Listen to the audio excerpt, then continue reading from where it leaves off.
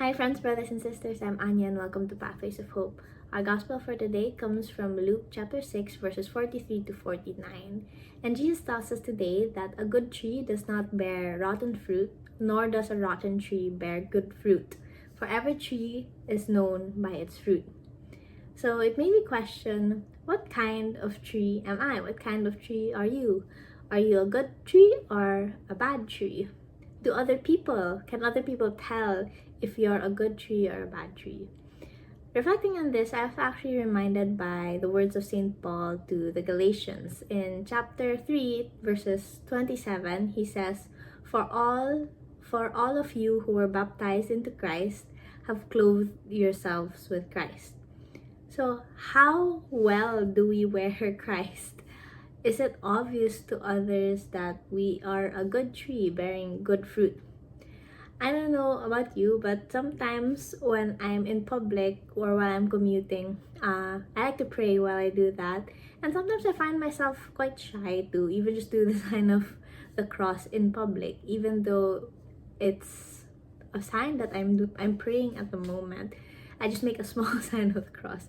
And that's very normal for us to just shy away from showing that we love God and saying that people can take one look at us and see God in us. That's actually harder to achieve than it is to say, right? But that's what we want to do, that we wear Christ, we are clothed with Christ, that others see us and see God. I went out with a sister recently and we started talking about just the stage in life we are and how it's easy to be lost. There are just so many things that the world can offer and so many things that we need to pursue or we're pursuing or need to address in our lives. And we reflected like we're not even sure if what we are pursuing is something that's good, something that's holy, or how will these things even lead us to heaven? How can we know that we are heaven bound?